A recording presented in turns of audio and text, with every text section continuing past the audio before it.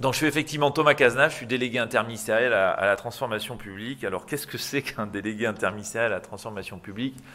Je suis, je dirais, la cheville ouvrière du gouvernement sur la question de la transformation publique, c'est-à-dire la réforme de nos services publics. Et puis je tenais, avant de partager avec vous quelques éléments de conviction et d'orientation de la politique gouvernementale, vous remercier Martin Hirsch et ses équipes pour me donner l'occasion ce matin de partager avec vous quelques éléments et puis également, je l'espère, échanger. Donc naturellement, je ne vais pas vous présenter l'intégralité du programme de réforme de l'État, des opérateurs qui est aujourd'hui poursuivi par le gouvernement. Je voudrais insister sur quelques éléments un peu choisis au regard aussi, je crois, de votre propre transformation, de la nouvelle APHP, parce que je crois que tout ça, finalement, résonne bien avec des orientations plus générales. Avant de revenir sur ces quelques orientations, je voudrais partager avec vous un élément un peu de contexte et le dire tout de suite. L'exercice de réforme des services publics, c'est un exercice, mais vous le savez, je crois que vous êtes très bien placé, vous le mesurez tous les jours, très difficile, finalement. Et très difficile, pourquoi ? Parce que d'abord, les usagers du service public nous renvoient souvent des attentes contradictoires. Moi, je suis assez frappé, alors notamment à la délégation interministérielle que je dirige, on a un certain nombre de baromètres, on écoute les usagers pour savoir ce qu'ils attendent de nous, ce qu'ils attendent des services publics. Parce qu'au fond, si on essaie d'améliorer nos services publics, c'est pour mieux répondre à leurs attentes. Et ils nous disent quoi? Ils nous disent, moi, je veux des services publics plus agiles, qui répondent plus vite, qui me reconnaissent quand je franchis un guichet, une mission, un service. Je veux finalement, parce que dans ma vie de tous les jours, j'utilise Amazon, je veux que ça aille plus vite. Et de notre côté, donc ils veulent plus de transformation digitale, et dans le même temps, ils me disent, mais attention, je veux plus de proximité. Je veux pas que les services publics quittent les territoires. Je veux qu'ils restent accessibles.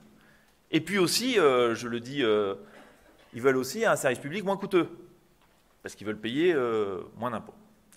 Et donc ça, c'est une première tension très très forte dans le programme de transformation publique.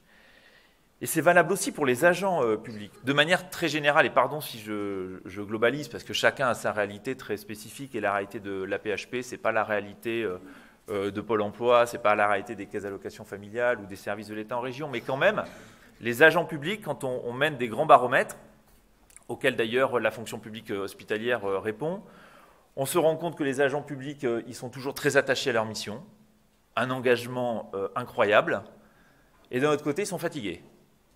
Ils sont fatigués des réformes qui se succèdent. Ils nous disent qu'ils ne comprennent pas toujours le sens de ce qu'on veut faire. Et finalement, cette tension où à la fois les usagers nous disent il faut vous transformer, il faut aller plus loin. De l'autre côté, les agents publics ils disent moi je suis toujours engagé, je crois à ma mission, mais je ne comprends plus très bien parfois ce qu'on veut me faire faire. Avec, on le voit, un vrai pessimisme, je trouve, des agents publics quant à l'avenir de leur service public.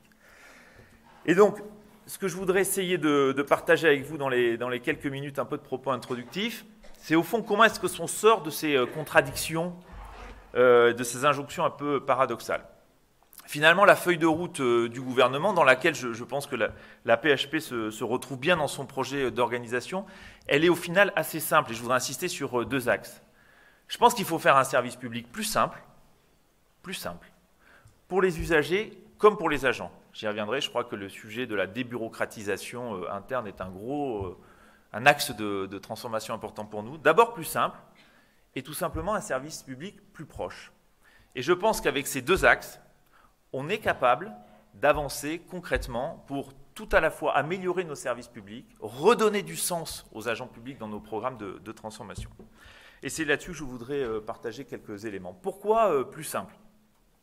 Plus simple, un service public plus simple, parce que les usagers du service public, ils continuent à nous dire « je trouve que les démarches sont nombreuses, que c'est parfois le parcours du combattant d'un service public à l'autre, que nous ne sommes pas toujours assez rapides dans les réponses que nous leur donnons, et que ça reste parfois, finalement, difficile de s'y retrouver, de s'orienter. » À cette demande, il y a trois types de mesures qui peuvent être prises. La première, et je pense qu'elle est fondamentale, et c'est un axe qui est assez finalement transversal à tous les services publics, il faut produire moins de normes. Nous produisons trop de normes, trop de textes, trop de règlements, trop de circulaires, trop d'instructions. On a, depuis maintenant 18 mois, instauré une règle très simple, par exemple en termes de décret. On ne peut plus prendre un nouveau décret sans en avoir supprimé 2. Et là où sur la même période, on avait pris une centaine de décrets, on a pris 10 décrets autonomes. Premier élément, produire moins de normes. Deuxième élément, et c'est une attente très forte des usagers du service public, il faut continuer la transformation digitale interne, c'est-à-dire permettre aux usagers du service public, de chez eux, d'accomplir toutes les démarches. On a pour objectif de dématérialiser toutes les démarches du service public d'ici 2022. Et ce n'est pas pour organiser le recul du service public, c'est juste parce que les usagers du service public, ils veulent pouvoir accéder à nos services à distance, 24 heures sur 24, 7 jours sur 7. Et le troisième axe pour moi qui est très important pour accompagner ce service public plus simple, c'est le numérique. Au-delà de la dématérialisation. Quand vous regardez aujourd'hui les perspectives offertes par l'intelligence artificielle, offertes par la donnée, offertes par le collaboratif, on peut faire du service public plus simple, plus efficace. C'est le cas, par exemple, dans le domaine de la sécurité.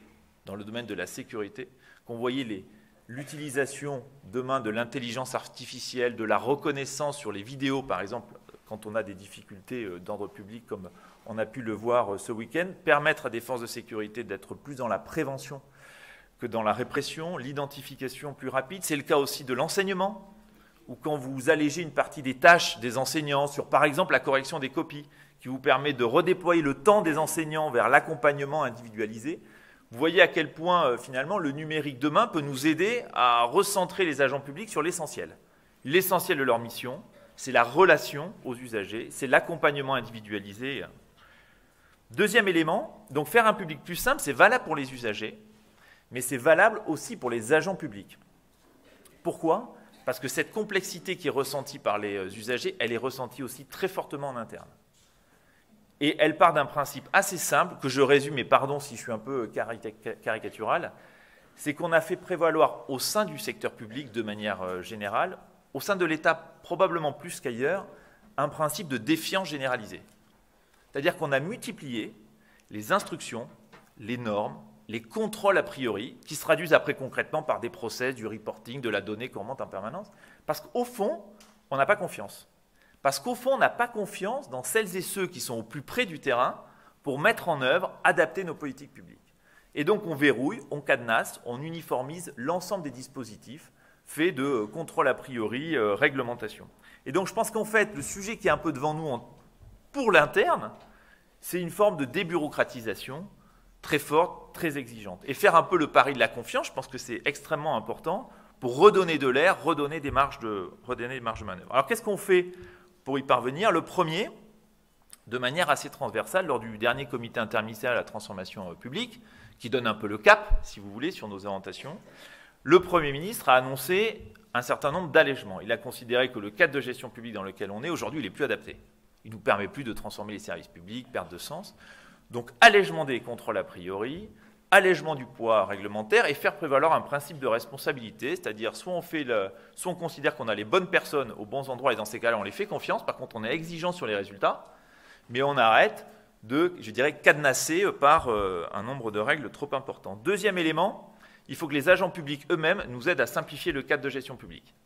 On va lancer un dispositif qui s'appelle France Expérimentation Agents. C'est permettre à tous les agents publics de signaler ce qui les empêche, ce qui les irrite, les règles inutiles, parce que, il faut bien le constater, c'est rarement à la tête des administrations centrales, et je le dis et j'en prends part, qu'on est en mesure d'identifier comment alléger le cadre.